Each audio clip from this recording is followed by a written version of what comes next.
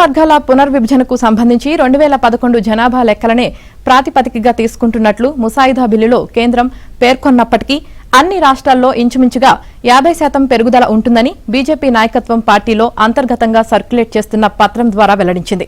తెలంగాణలో అసెంబ్లీ సీట్లు 119 కాగా డీలిమిటేషన్ తర్వాత ఆ సంఖ్య 178కి పెరగనుంది. అంటే దాదాపుగా 49.58% మేర పెరిగినట్టు. అందులో 33% సీట్లు అంటే 59 సీట్లు మహిళలకు దక్కనున్నాయి.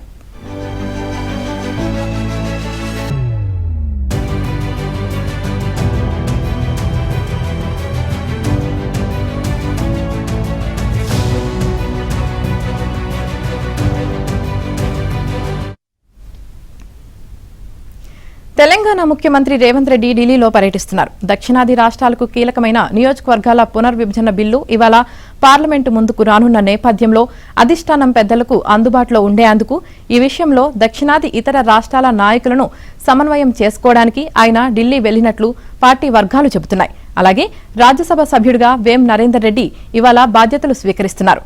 ఈ కార్యక్రమానికి కూడా సీఎం హాజరు కానున్నారు.